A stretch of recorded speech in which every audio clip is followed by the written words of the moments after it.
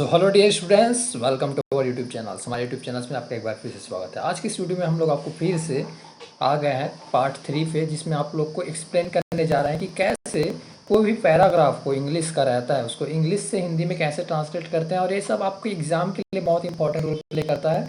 आपको सभी रूल्स को सिखाते हुए जाएंगे कि कैसे हर एक रूल को ध्यान में रखते हुए हम लोग ट्रांसलेट करते हैं। ओके, और उसके साथ ही साथ आपको ये चीज़ें में भी फोकस करते जाएंगे कि कोई भी नया वर्ड्स होता है उसको कैसे हमेशा के लिए याद किया जाता है, ये सारी चीज़ों पे भी। ओके, तो आप वीडियो को लास्ट तक देखिएगा और समझने की कोशिश कीजिए, लर्न कीजिए, एंजॉय कीजिए। अगर आपको अच्छा लगे तो वीडियो को लाइक भी कीजिएगा। चलो वीडियो में आगे बढ़ते हैं, आपको समझाते हैं कि क्या चीज़ इसमें बताया जा रहा है और क्या चीज़ इसमें लिखा हुआ है। ओके, तो पहला लाइन पढ़ते हैं जी अपन, ध्यान से आप समझते हैं।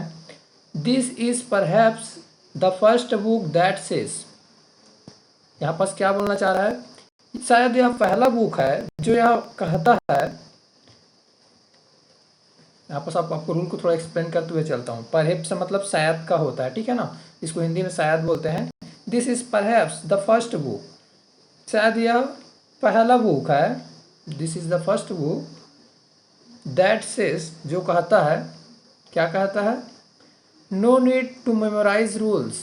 मेमोराइज मतलब कोई भी चीज़ को याद करना, ठीक है। तो यहाँ पास आपको ज़रूरत नहीं है, no need to memorise the rule, no need the memorise, sorry, यहाँ पास no need to memorise rules.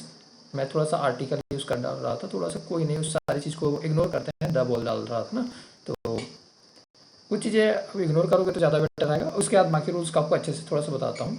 जहाँ पास मेरे से गलती होगा उसको मैं आपको बता दूँगा। ओके, तो यहाँ पास ये बोलना चाह रहा है कि आपको रूल को याद करने की ज़रूरत नहीं है। ये पहला बुक है जो आपको यह बात कहता है कि जो इंग्लिश ग्रामर का रूल है उसको आपको याद करने की ज़रूरत नहीं है। No need to memorise rule. अब मेमोरी से आपको बना है मेमोराइज, ठीक है। मेमोरी मतलब दिमाग। यहाँ पास मेमोरी जो अपन यूज़ करते हैं वर्ड ना, यहाँ पास स्टोर होता है, सारी इन्फॉर्मेशन कलेक्ट होता है, सारे डाटा अपने माइंड में, उसको मेमोरी बोलते हैं। तो उसी से मतलब मेमोराइज, मेमोराइज मतलब याद रखना, ठीक है, याद करना। तो रूल को आपको याद करने की ज़रूरत नहीं है। और इस लाइन पे अगर पार्ट ऑफ स्पीच के बारे में डिस्कस करते हैं तो अपन कर सकते हैं जी। चलो करते हैं, देखते हैं क्या क्या चीज़ें आपने को पता चलता है। पहला सेंटेंस को देखते हैं, यहाँ तक आपका क्या चीज़ें मतलब देखने मिल रहा है, ठीक है। तो पहले तो ये सिंपल सेंटेंस है, इसमें कोई काम नहीं हो रहा है, ये चीज़ अपने को पता है। सिंपल सेंटेंस प्रेजेंट कैटेगरी का है। ओके, उसके बाद आते हैं, इसमें दिस जो है ये क्या अपना प्रोनाउन है और इस अपना हेल्पिंग वर्ब है, आपको पता होगा। उसके बाद परहैप्स, परहैप्स शायद करके जो यूज़ किए हैं, इसको पार्ट ऑफ स्पीच में किसमें लाया है, मेरे को थोड़ा सा माइंड में सोचना पड़ेगा, मेरे को सडन मतलब याद नहीं आ रहा है। तो ओके, इसको एडजेक्टिव में लाएंगे। और उसके बाद लाते हैं यहाँ पास जो बुक है ये क्या है, मेरा नाउन है। और फर्स्ट, फर्स्ट लिखा है ये एडजेक्टिव है, नाउन के लिए आया है। और आर्टिकल द, ये भी बुक जो लिखा है उसके लिए आया है, नाउन के लिए, ठीक है। दैट का मीनिंग यहाँ पास की करके लिए यहाँ पास यूज़ किया है, सॉरी, जो करके भी यूज़ करते रहते हैं, इसको अलग अलग सेंस में यूज़ करते रहते हैं, कई बार वह करके करते हैं। तो इसको देखना पड़ता है अपने को कौन सा सेंस में कब क्या यूज़ कर रहा है। तो फिलहाल तो यहाँ पास से जो है अपना मेन वर्ब है, मेन वर्ब का उसमें एस लगा है, तो आपको पता चल रहा है प्रेजेंट में बात हो रही है, ठीक है। तो ये चीज़ पूरा क्लियर हुआ। सारी चीज़ें यहाँ पास जो मतलब सेंटेंस लिखा है वो कैसे है, प्रेजेंट में है सारे सेंटेंस, इससे देख के पता चल रहा है आपको, सेल्स को देख के पता चल रहा है। अब आगे बढ़ते हैं, नो नीड टू मेमोराइज करके यहाँ पास जो लिखा है, नो नीड, तो इसमें आप क्या क्या देख रहे हो? नो तो आपका सिंपल सा निगेटिव वाला फॉर्मेट में रहता है। निगेटिव का सेंटेंस तीन तरीके से बनता है, एक तो नॉट से बनता है, एक नो से बनता है, एक नेवर से बनता है ना। तो यहाँ पास फिलहाल नो से बनाया गया है। और नीड जो अपना, देखो नीड को अलग अलग तरीके से यूज़ करते हैं, कई बार नाउन की तरह यूज़ करते हैं, कई बार वर्ब की तरह यूज़ करते हैं। जैसे वर्ब में क्या रहता है, मॉडल हेल्पिंग वर्ब रहता है, आप लोग को पता होगा। बट यहाँ पास नॉर्मली नाउन की तरह यूज़ किया गया है, ठीक है, नाउन है यहाँ पास। और इसको एडजेक्टिव की तरह यूज़ कर दिया है, इस डिटरमाइनर की तरह यूज़ कर दिया है, उसी को बोलते हैं एडजेक्टिव ही। उसके बाद आगे यहाँ पास देखोगे तो टू क्या है, अपना प्रीपोजिशन है जिसका मीनिंग का करके सेंस में रहता है, अलग अलग सेंस आता है इसका भी, बट यहाँ पास बता रहा हूँ नॉर्मली। रूल्स जो है अपना नाउन है, और इसी के लिए मेमोरी अपना क्या है, सॉरी, मेमोराइज क्या है अपना एडजेक्टिव है जो मॉडिफाई कर रहा है इसको रूल को, तो नाउन को। ओके जी, यहाँ तक आपको पूरा क्लियर हो गया, समझ आ गया। आगे मतलब बढ़ते हैं, आगे बताते हैं। वीडियो थोड़ा सा लंबा होगा, लेकिन हर एक चीज़ डीप में डिस्कस करेंगे, एक एक चीज़ डिस्कस करेंगे। अगर आपको ये चीज़ें डीप में डिस्कस करने की आदत नहीं है, डीप में समझने की आदत नहीं है, डीप में सुनने की आदत नहीं है, तो आप वीडियो को यहीं पास पॉज कर सकते हो। अगर आपको मज़ा आता है डीप में सीखने में मेरे से, तो आप वीडियो को कंटिन्यू रख सकते हो। I have no any problem. तो okay, language is not nursery rhyme. इसको क्या बोलते हैं जी, इसको एग्जैक्ट मतलब हाँ राइम बोलते हैं इसको। इंग्लिश इसका थोड़ा सा प्रोनाउंसिएशन मेरे को याद करना पड़ा था क्या बोलते हैं करके, तो राइम करके बोलते हैं ना। राइम मतलब आपको थोड़ा सा एक्सप्लेन करना चाहूँगा, बाकी सेंटेंस को बाद में एक्सप्लेन करने से पहले। राइम किसको बोलते हैं, जो तुक में बात करते रहते हैं ना, जैसे कि हिंदी में आप लोग कई बार कहावतें सुने होंगे ना, साड़ी भी नारी है, किनारी भी सारी, सारी की नारी है, की नारी, ऐसा मतलब थोड़ा सा राइम वाला चीज़ें आती है। तो राइम में तुक में जब बात करते हैं, जैसे कि आप लोग सुने होंगे रैपर लोग होते हैं, गाना जो गाते रहते हैं, जैसे कि बादशाह है, हनी सिंह है, गुरु रंधावा, ये लोग थोड़ा सा रैप में जब कंटिन्यू जब बोलते हैं ना, और बहुत सारे हैं, मैं लिस्ट नाम नहीं बोल रहा हूँ उन लोग का, तो उन लोग देखे होंगे परफॉर्म जब करते हैं तो रैप में म्यूजिक को परफॉर्म करते हैं। तो यहाँ पास नर्सरी रैप थोड़ा सा बताऊंगा। Language is not a nursery rhyme. तो जो हमारा भाषा जो है, इंग्लिश का जो भाषा का बात कर रहे हैं, भाषा जो क्या नहीं है, नर्सरी। नर्सरी किसको बोलते हैं, जो हम लोग बचपन में पढ़ते हैं ना, क्लास 1 क्लास 2 से भी पहले, नर्सरी उसी को बोलते हैं एक्चुअल में। नर्सरी क्लास में हम लोग क्या याद करते रहते हैं, तुक में बात करते रहते हैं, 1 2 3 4 करके उसको पढ़ते रहते हैं, उसको गाना के फॉर्मेट में पढ़ते रहते हैं। तो अपना लैंग्वेज को ऐसा नहीं याद नहीं करना है, ऐसा रटना नहीं है आपको, रूल को ऐसा रटना वटना नहीं है, ठीक है ना। तो इसके बारे में बात कर रहे हैं। बचपन में हमें बहुत रटाया जाता था, जिसमें से टेबल को रटाया जाता था, अलग अलग चीज़ें को रटाया जाता था। तो इसलिए हमको इस बार रटना तो नहीं है, मेमोराइज नहीं करना है, ठीक है ना। ये चीज़ क्लियर हुआ। यहाँ पास का कोई, यहाँ पास का सेंटेंस को बता देता हूँ। यहाँ पास जो सेंटेंस जो दिख रहा है ना, language is not nursery rhyme, तो नर्सरी राइम नहीं है अपना लैंग्वेज भाषा कोई। ओके, तो लैंग्वेज अपना नाउन है, सब्जेक्ट की तरह यूज़ किया गया है यहाँ पास सेंटेंस में। इज़ अपना हेल्पिंग वर्ब है, निगेटिव सेंटेंस है, इस वजह से नॉट यूज़ किया गया है। और यहाँ पास राइम जो है ये अपना नाउन है, और नर्सरी अपना एडजेक्टिव है जो नाउन को मॉडिफाई कर रहा है। आर्टिकल और किसके लिए आया है, राइम के लिए आया है, ठीक है। तो क्लियर हो गया यहाँ तक का चीज़ें, मतलब जो बताना चाह रहा था। अब आगे वाले सेंटेंस को और कंप्लीट कर लेते हैं इतना को। Nor is it a multiplication table, और ना ही ये क्या है, मल्टीप्लिकेशन टेबल नहीं है ये, ठीक है। ना तो ये नर्सरी का राइम है और ना ही ये मल्टीप्लिकेशन टेबल है। मल्टीप्लिकेशन टेबल किसको बोलते हैं, पहाड़ हिंदी में जो बोलते हैं ना, 2 से, ठीक है, 1 2 2 2 1, ऐसा मतलब थोड़ा पढ़ते रहते हैं, याद होगा आप लोग को। हम लोग हिंदी मीडियम वाले लोग कैसे पढ़ते हैं, 2 1 कम 2 2 3 4 ऐसा करके, तो आप लोग को अच्छे से याद होगा। तो मल्टीप्लिकेशन टेबल भी नहीं है, इसको रटने की ज़रूरत नहीं है, किसको, रूल्स को, ग्रामर्स के रूल्स को। ये बुक यही बताता है, ऐसा बोल रहा है, पहला बुक है जो इस चीज़ को बता रहा है। अब आगे बढ़ते हैं, आगे क्या चीज़ बताया गया है इसको थोड़ा सा एक्सप्लेन करते हैं। पहले इसमें थोड़ा सा पार्ट ऑफ स्पीच भी बता दें क्या चीज़ इसमें है। नॉर को तो आपको देख के पता चल गया होगा, कंजक्शन है। नॉट और नॉर जो दोनों एक साथ यूज होते रहता है, समझ आ गया होगा ना। जैसे नाइदर नॉर करके आपको पता होगा, ना तो ये ना तो वो, ऐसा वाला सेंस में। यहाँ पास लेकिन सेंस है अपना और ना ही मल्टीप्लिकेशन टेबल है, ऐसे के सेंस में है। Is it a multiplication table, तो टेबल जो है अपना नाउन है, और मल्टीप्लिकेशन एडजेक्टिव है जो नाउन के लिए आया है, और आर्टिकल अ जो है ये भी नाउन के लिए आया है। नाउन क्या है, अपना टेबल है उसके लिए। तो इतना चीज़ समझ आ गया टोटली। इट जो है अपना प्रोनाउन है जो वो सब्जेक्ट की तरह यूज़ किया गया है यहाँ पास, ठीक है जी। तो टोटली क्लियर। अब दूसरे सेंटेंस पे चलते हैं। Why should we learn then learn, sorry गलत पढ़ दिया क्या मैं, मतलब हाथ में सामने में ऐसे लिखते लिखते जाते रहते हैं ना जब, तो दिखते नहीं रहता है तो गलत हो जाता है। ओके, फिर से एक बार पढ़ लेते हैं। Why should we then learn it by heart. तो यहाँ पास एक क्या चीज़ बोलना चाह रहा है, वाई क्यों, शुड मतलब चाहिए के सेंस में यूज़ करते हैं। तो अब यहाँ पास आपको पूरा एक्सप्लेन कर देते हैं। बाई हार्ट मतलब दिल, मतलब दिल से ना, ऐसा के सेंस में है।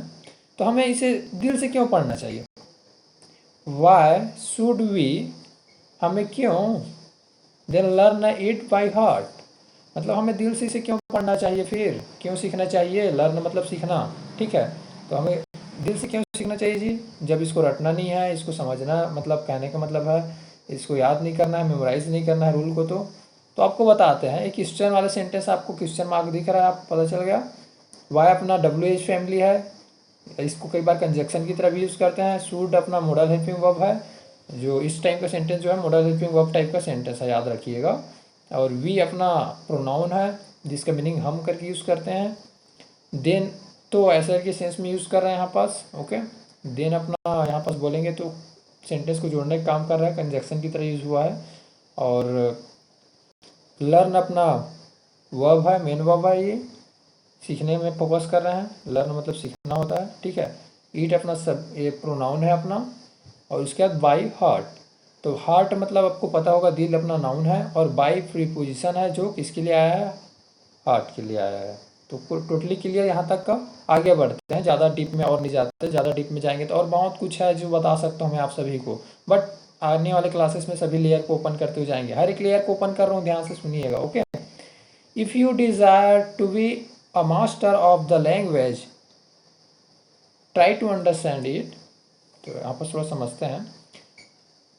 If you desire to be a master of the language, desire मतलब क्या होता है, इच्छा। विश नहीं, यहाँ पर डिज़ायर की बात हुई। विश मतलब तो सबको नॉर्मली मन होता रहता है, होप, ऐसा वाले सेंस में बोलते रहते हैं। होप नहीं बोलूँगा यहाँ पर, उम्मीद हो जाएगा वो। तो विश क्या होता है, सब कुछ मतलब काश मुझे भी ये मिलता, ये भी मिलता, वो भी मिलता, ऐसा वाला विश रहता है ना।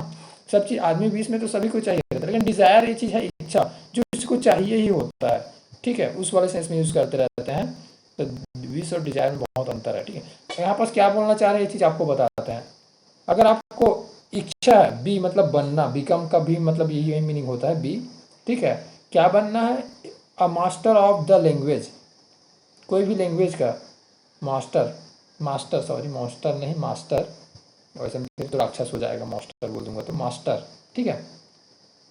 तो अब इसको एक्सप्लेन करते हैं।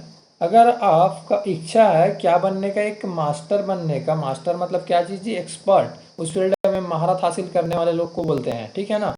कोई भी लैंग्वेज का आप अगर बनना चाहते हो, यहाँ पास इंग्लिश लैंग्वेज की बात हो रही है, तो ट्राई टू अंडरस्टैंड इट, आपको इसे समझने की ज़रूरत है, ठीक है। आपको इसको समझना है। तो क्या चीज़ को, study the rules and try to draw conclusion, आपको रूल को स्टडी करना है, समझना है, रूल को पढ़ना है, और उसको ट्राई करना है, ड्रॉ करना है कंक्लूज़न, उसका निष्कर्ष क्या निकलता है उस चीज़ को चेक करना है ड्रॉ करके। तो रूल को रटना नहीं है, समझना है। यहाँ पास इंपॉर्टेंट रोल प्ले करता है वर्ड वाई, ठीक है। तो आपको थोड़ा सा और एक्सप्लेन करते हैं अच्छे से। इफ़ यहाँ पास जो है, यहाँ पास सेंटेंस को पहले आपको क्लियर करते हैं, ठीक है ना। इफ़ को देखकर आपको पता चल गया क्या है, कंडीशनल सेंटेंस है। कंडीशनल सेंटेंस किसको बोलते हैं, अगर करके यूज़ करते रहते हैं, यदि अगर ये हो जाता तो, अगर ये होता है तो, ऐसे बहुत सारे रहता है, इफ़ कंडीशन वाला सेंटेंस बनता है। तो यहाँ पास फिलहाल तो बोल रहा है अगर आपको लैंग्वेज में एक मास्टर बनना है, ठीक है, अगर इच्छा है आपको मास्टर बनने का, तो क्या क्या है, अब इसको थोड़ा सा ब्रेक डाउन करता हूँ और पार्ट ऑफ स्पीच में आता है, ओके। ये तो सिंपल सेंटेंस का सेंटेंस है। उसके बाद इसमें मेरे को देखने से मिल रहा है कि यू अपना प्रोनाउन है, डिज़ायर टू बी, यहाँ पास डिज़ायर अपना क्या है, इस टाइम पे वर्ब की तरह यूज़ किए हैं, बी को भी वर्ब की तरह यूज़ किया है, मेन वर्ब की तरह। और यहाँ पास जो लिखा है लैंग्वेज, लैंग्वेज अपना नाउन है, इसी नाउन के लिए आर्टिकल द आया है, इसी के लिए प्रीपोजिशन ऑफ आया है, इसी के लिए सॉरी मास्टर तो अपना नाउन है, ये अलग है, मास्टर अपना नाउन है, इसके लिए आर्टिकल अलग है, ठीक है। तो ये चीज़ पूरा समझ आ गया। यहाँ पास का कैसे कैसे यूज़ किया गया है उसको मैं आपको थोड़ा समझाने की भी कोशिश कर रहा हूँ। ट्राई टू अंडरस्टैंड इट, इसे समझने की कोशिश करें, ठीक है ना। ट्राई टू अंडरस्टैंड इट, इसे समझने की कोशिश करें। तो इसको देखकर आपको पता चल रहा है ट्राई मतलब वर्ब है, ये भी अंडरस्टैंड भी अपना वर्ब है, और दोनों को जोड़, दो वर्ब एक साथ यूज़ कर रहे हैं, तो यहाँ पास प्रीपोजिशन टू जोड़ने का काम कर रहा है। और बहुत बारी इसको यूज़ करते रहता है, जैसे कि I want to learn, want और टू के बीच में, लर्न के बीच में टू लगता है, ऐसे बहुत सारे सेंटेंस में यूज़ होता है टू। अपना दिखाएंगे, आगे भी बताएंगे रूल्स उसका क्या रहता है, यहाँ पास अभी नहीं बता रहा हूँ, रूल्स वाले क्लास नहीं है ये। Study the rules and try to draw the conclusion, आपको रूल को समझना है, सीखना है, स्टडी करना है। स्टडी यहाँ पास उसको पढ़ने के बारे में बात हो रही है। रूल सिंपल सी बात है, अपना नाउन है, इसी के लिए आर्टिकल द लगता है, फिलहाल यहाँ पास लगा है, उसका बता रहा हूँ। एंड क्या है, अपना कंजक्शन है, दो सेंटेंस को जोड़ने का काम कर रहा है, इसमें एंड को और की तरह यूज़ करते हैं हिंदी में। ट्राई टू ड्रॉ, यहाँ पास दो वर्ब है, मेन वर्ब और सेकंड वर्ब। अगर इसको बोला जाए तो अपन देखो मेन वर्ब फर्स्ट है फॉर्म के साथ, अगर टू कुछ भी टू लगता है, सामने में टू लगा दिख रहा है ना आपको, तो ये क्या चीज़ होता है आपका, इन्फिनेटिव होता है ना। तो ग्रामर में और ज़्यादा डीप में नहीं जाता, लेकिन बता देता हूँ ऐसा आपके नॉलेज के लिए कि इन्फिनेटिव बोलते हैं उसको। ठीक है, कंक्लूज़न आपको पता चल गया, निष्कर्ष, कोई भी चीज़ का निष्कर्ष निकालता है ना।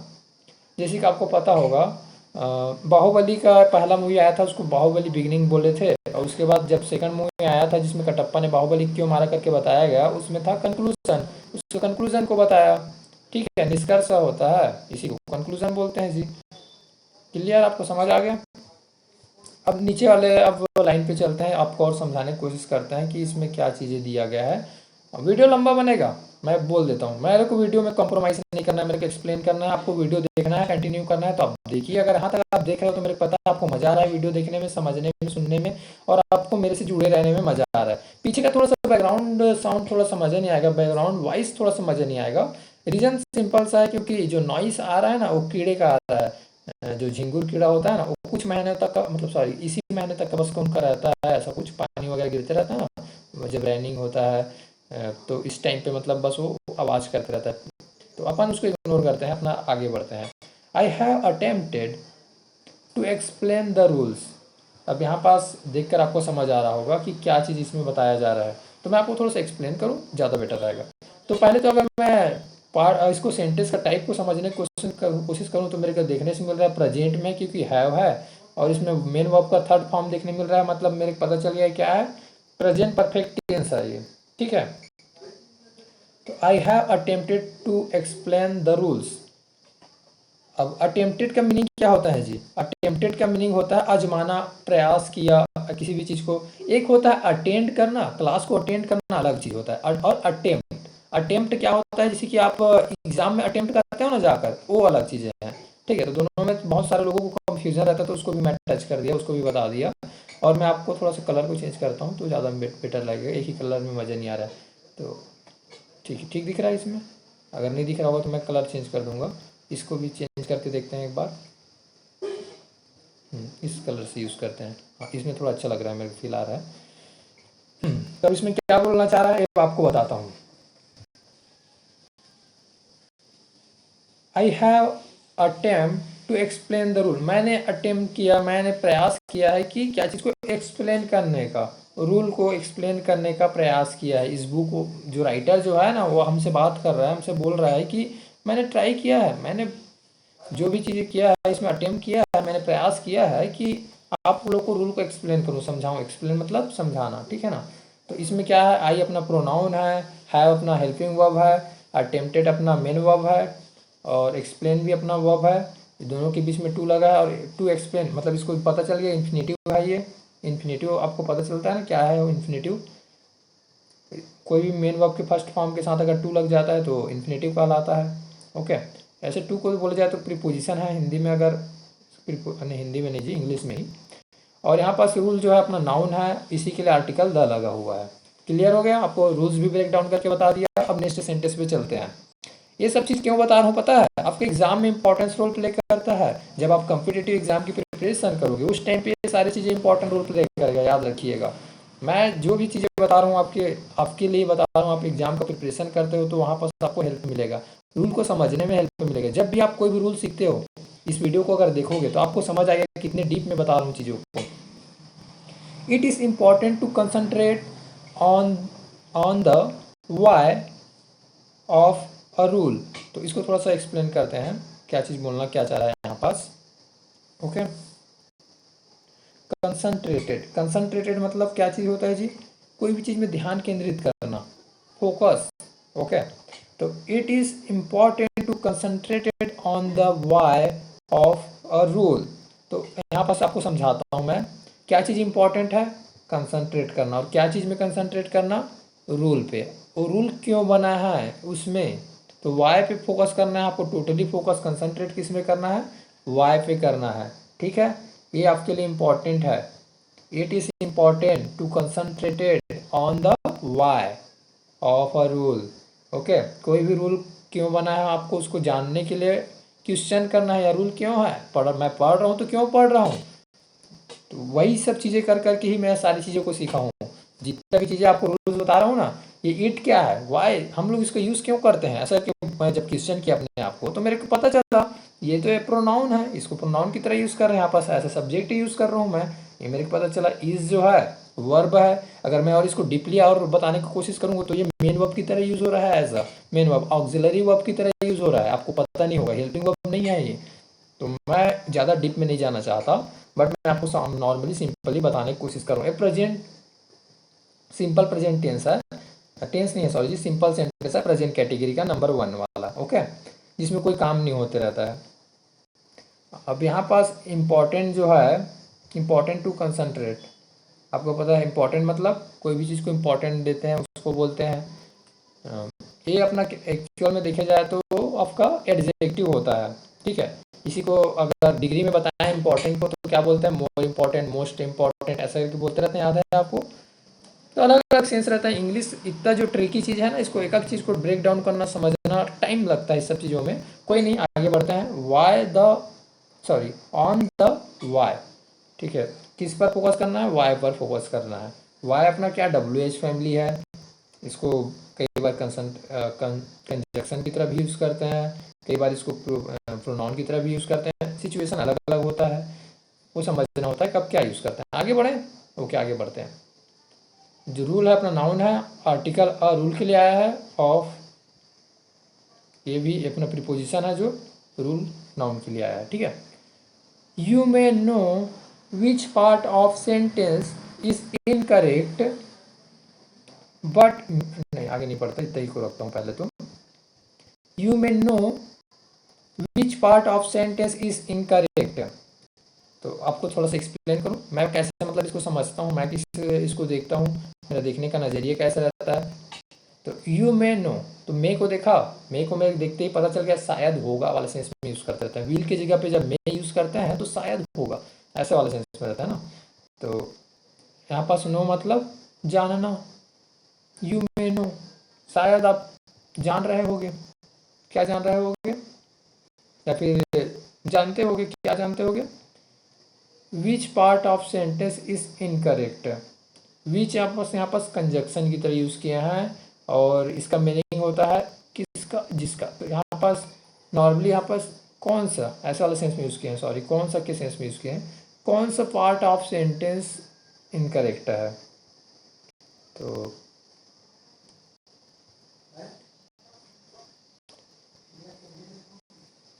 आपको पता रहेगा जब आप रूल को जानते रहोगे ना क्यों है ऐसा है। तो इसमें पार्ट ऑफ सेंटेंस, जैसे मैं अभी आपको बताते जा रहा हूँ ना, हर एक सेंटेंस का पार्ट को, पार्ट ऑफ सेंटेंस मतलब सेंटेंस उसी को बोलते हैं, सब्जेक्ट वर्ब ऑब्जेक्ट हर एक चीज़ को डिवाइड करते हैं, हर एक सेंटेंस का पार्ट को तोड़ते हैं, देखो इतना इतना ये क्या चीज़ें हैं ऐसा करके, ये सब मतलब इसको डिवाइड करते हुए जाते हैं। तो आपको इनकरेक्ट सेंटेंस में गलतियाँ कहाँ पास है वो आपको पता चल जाएगा।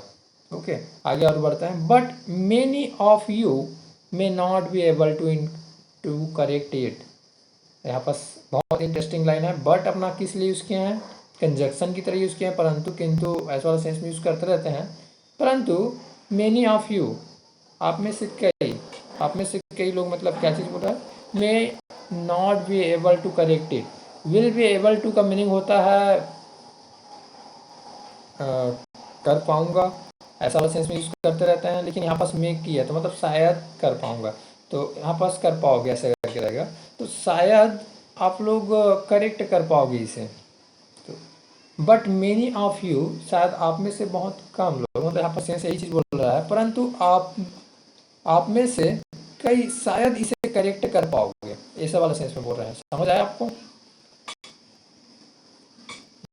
तो ये चीज़ आपको भी एक्सप्लेन कर दिया। निगेटिव सेंटेंस है, may will be able to, will की जगह में मे यूज़ किया है तो मे बी एबल टू है, ठीक है ना, नॉट उसके बीच में सेंटेंस को निगेटिव बनाने के लिए यूज़ कर दिए हैं। और अपना फिर या करके सेंस में यूज़ करते हैं फिर।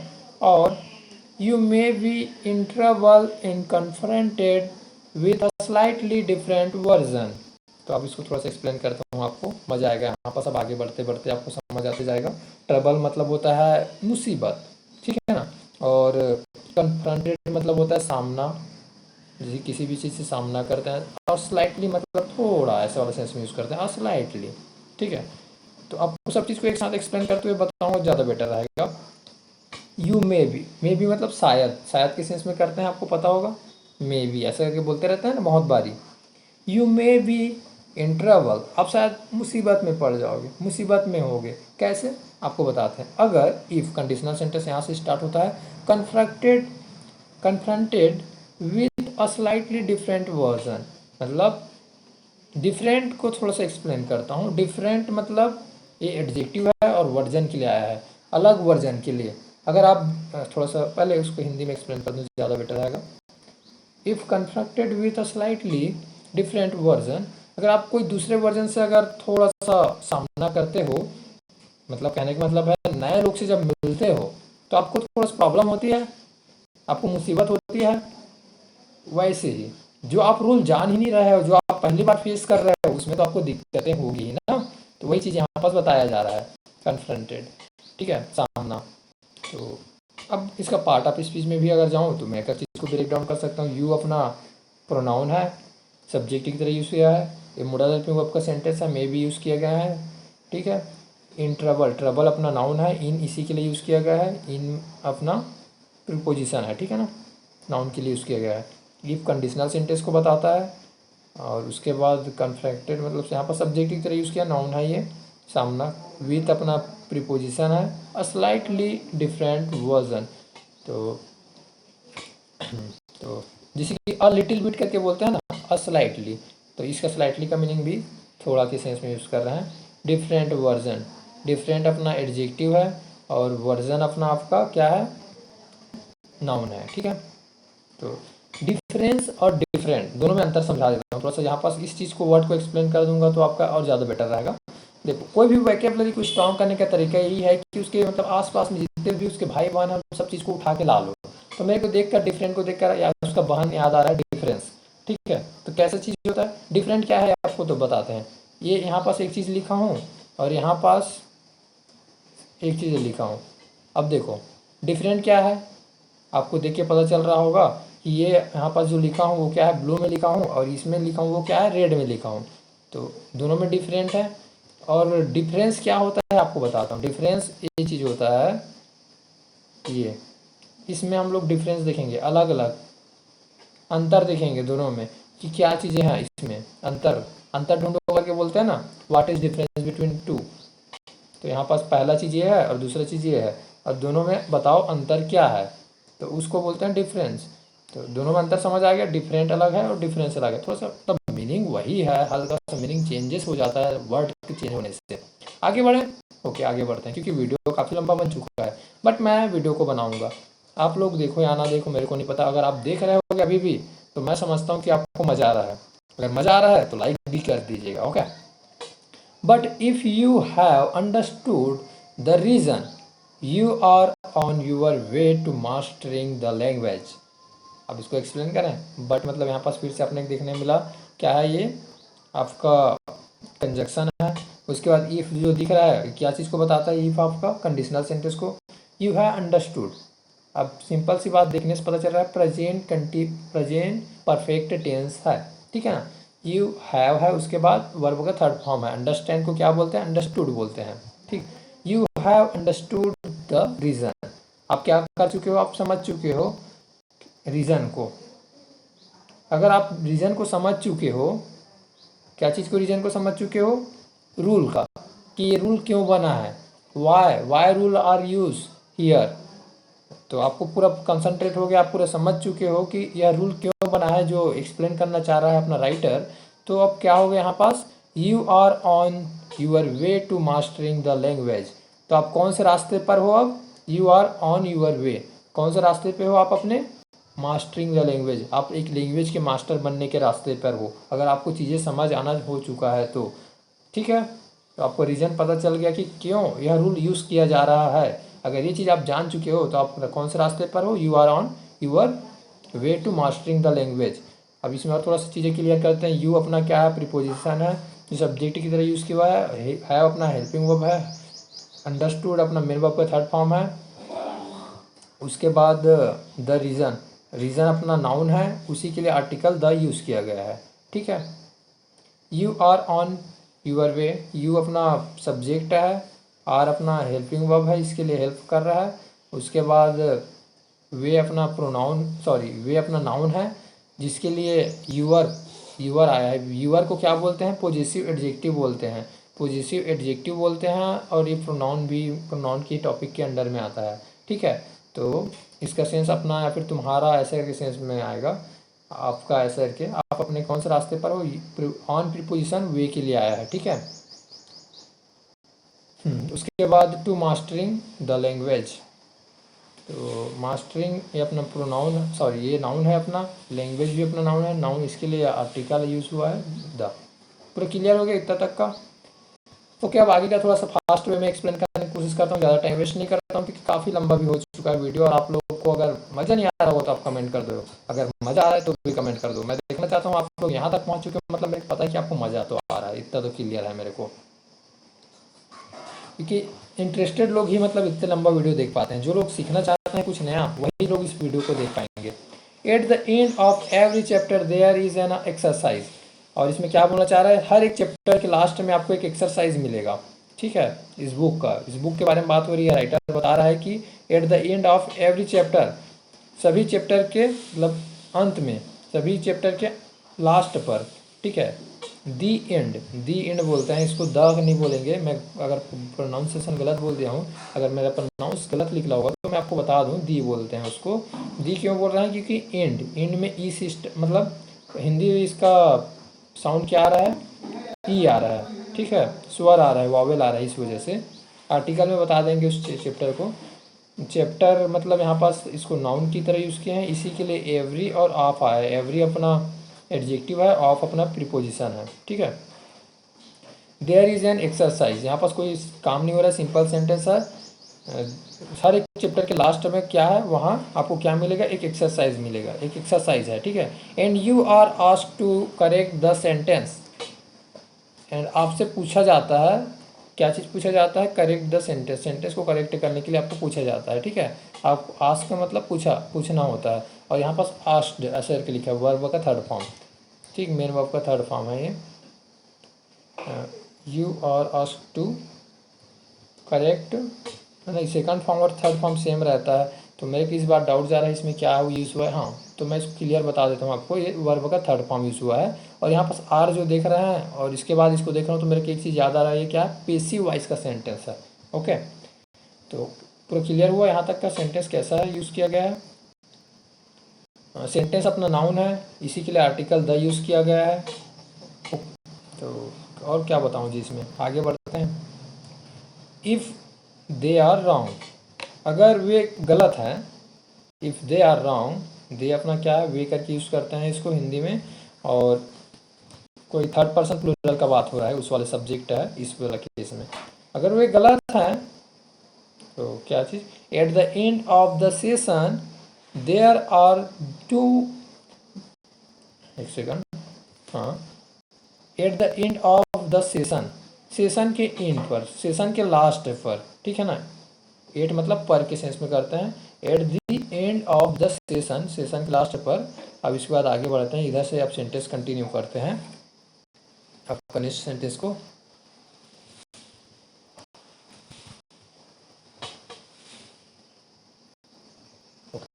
There are two miscellaneous exercise. तो यहाँ पास एक इंटरेस्टिंग वर्ड आपको देखने मिल रहा है। क्या देखने मिल रहा है? मिसलिनियस। मिसलिनियस मतलब क्या होता है जी? आपको बता देता हूँ मैं। इसको हम लोग यूज़ करते रहते हैं कई तरह का। मिसलिनियस कई तरह का, विविध, विविध प्रकार की क्वेश्चन, ऐसा के विविध प्रकार, नाना प्रकार, ऐसा के बोलते रहते हैं ना। सब चीज़ को मिक्स करके, मिश्रित करके एक जगह डाल देते हैं, वो इस वाली चीज़ को, इसको बोलते हैं मिसलिनियस, ठीक है। तो बहुत सारे एक्सरसाइज को, सभी को मिक्स करके, सब अलग अलग टॉपिक को मिक्स करके, मतलब आपके लिए मतलब बना के रख दिए हैं एक्सरसाइज, उसको बोलते हैं मिसलिनियस, ठीक है। यहाँ पास दो मिसलिनियस एक्सरसाइज मिलेगा, एक नहीं मिलेगा आपको। कितना मिलेगा? दो मिलेगा। इसीलिए यहाँ पास आर का यूज़ किया है, क्योंकि दो के बारे में बात हो रही है, ठीक है। अब आगे बढ़ते हैं। The first one ask you to merely detect an error.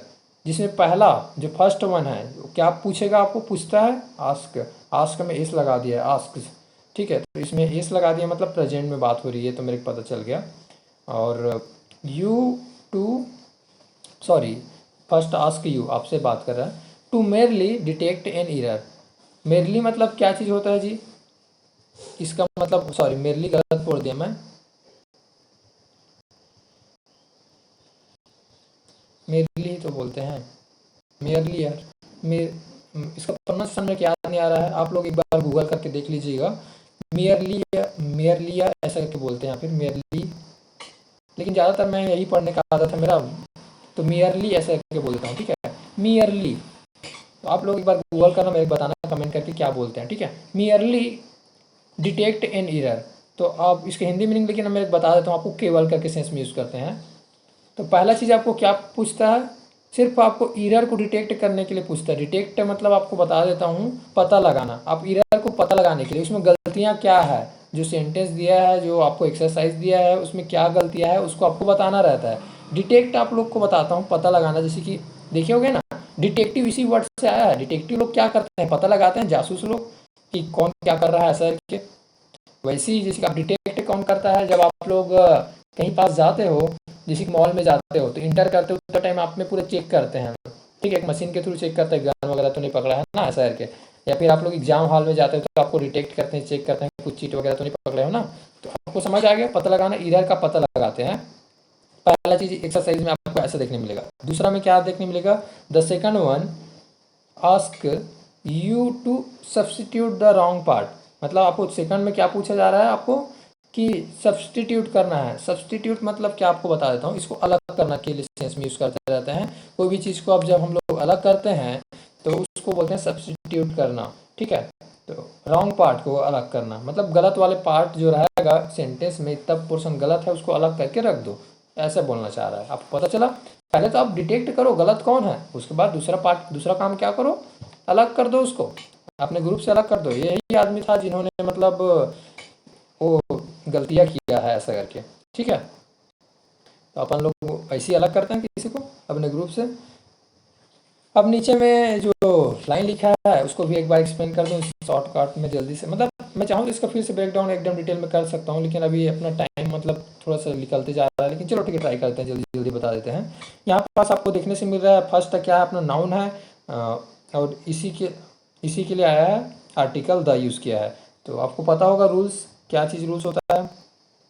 Sorry, first अपना नाउन नहीं है जी, वन अपना नाउन है, और फर्स्ट अपना एडजेक्टिव की तरह यूज़ किए हैं, और आर्टिकल द इसी के लिए यूज़ किए हैं, ठीक है। फर्स्ट सेकंड लास्ट इन सब चीज़ में अपना आर्टिकल द लगता है, आपको बता देता हूँ। तो यहाँ पास सेकंड में भी द लगा है, आप लोग देख सकते हो, ठीक है। उसके बाद आस्क जो पूछ रहे हैं, क्वेश्चन पूछ रहे हैं, वो क्या है, अपना मेन वर्ब है, और आपसे पूछ रहे हैं यू अपना क्या है, आपका ऑब्जेक्टिव पार्ट में है, और ये आपका प्रोनाउन है, ठीक है। ऑब्जेक्टिव प्रोनाउन की तरह यूज़ किए हैं, इस बार सब्जेक्टिव प्रोनाउन नहीं यूज़ किए हैं, ऑब्जेक्टिव किए हैं। मेरली तो बता दिया हूँ, टू मेरली क्या था आपका, सॉरी मियरलियस ऐसा करके, मेरली आपका क्या हो गया यहाँ पास, आपका एडजेक्टिव, यहाँ पास एडजेक्टिव की तरह यूज़ किया है केवल, ऐसा करके एडजेक्टिव। फिर एडवर्ब भी बोल सकते हैं, एडवर्ब की तरह यूज़ किया है। मैं थोड़ा सा इसमें डाउट जा रहा है, मैं आपको थोड़ा सा और क्लियर करके बता सकता हूँ, ओके। लेकिन आप कमेंट करके पूछना, कमेंट में बता दूंगा आपको। एन ईरर, ईरर अपना क्या है, नाउन है, और आर्टिकल एन ईरर के लिए आया है, ठीक। तो समझ आ गई इतनी चीज़ें।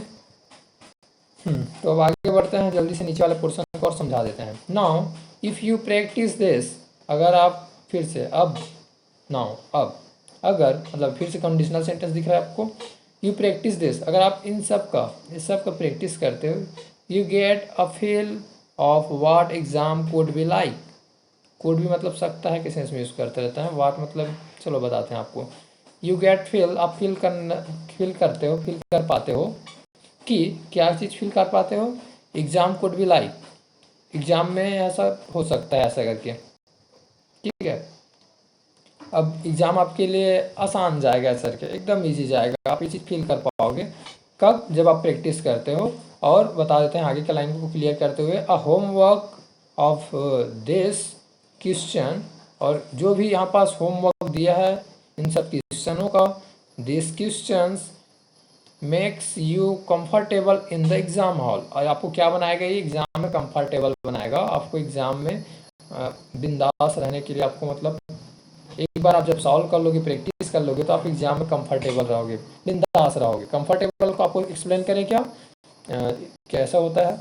जैसे कि एक एग्जांपल देते हैं, मैं संदीप महेश्वरी सर का वीडियो देखते रहता हूँ, तो उसमें मतलब बहुत बेहतरीन एक एग्जांपल दिया था, मैं उसको आप लोग को भी शेयर करना चाहूँगा। एक डॉग होता है, एक कुत्ता होता है, जो बैठा होता है एक जगह रोड के किनारे में, और वो भूखते रहता है, रोते रहता है, ठीक है। रीज़न क्योंकि उसके नीचे में एक छोटा सा कील रहता है, उसको चुभते रहता है। तो फिर वहीं पास एक भिखारी भी रहता है, वो डेली उसको देखते रहता है। तो एक रास्ते में जाते हुए आदमी उसको पूछता है, कुत्ता डेली क्यों भूखते रहता है, ऐसा करके क्यों रोते रहता है। तो भिखारी बताता है, इस जो बैठा है ना उसके नीचे में एक छोटा सा कील है, ऐसा करके। तो फिर वो बोलता है, वो आदमी जो रहता है भिखारी से, तो ये उठ के क्यों भाग नहीं जाता। तो फिर वहाँ पर जो भिखारी रहता है वो बोलता है, उसको इतना दर्द नहीं हो रहा है कि वहाँ से उठ के चला जाए, तो आप अभी कंफर्टेबल जोन में है, जान गए। तो वैसे आप भी अपने कंफर्टेबल जोन में अगर मत रहना, आप अपने कंफर्टेबल जोन से बाहर निकलो, नए नए चीज़ें सीखो, नए नए चीज़ें स्टार्ट करो, इतना कि मतलब कम, यही बस बोलना चाहूँगा और ज़्यादा नहीं बोलना चाहूँगा। आज के लिए इतना ही जी, मिलते हैं नेक्स्ट वीडियो में। आप लोग मेरे वीडियो को देखने के लिए धन्यवाद। 40 मिनट का वीडियो बन चुका है, 40 से 45 मिनट का। और हाँ, होप सो आपको मज़ा भी आया होगा, और मज़ा आया होगा, अगर अच्छा लगा होगा तो कमेंट कर दो, लाइक कर दो, बस बता दो मेरे को, मेरे भी अच्छा लगेगा। और मिलते हैं नेक्स्ट वीडियो में, आज के लिए इतना ही, धन्यवाद। जय हिंद, जय छत्तीसगढ़, जो भी बोल दो, हम लोग इंग्लिश वाले हैं, इंग्लिश पढ़ेंगे, अपना क्लास स्टार्ट कर चुके हैं, अपना आपको भी जोड़ते हुए जाएंगे।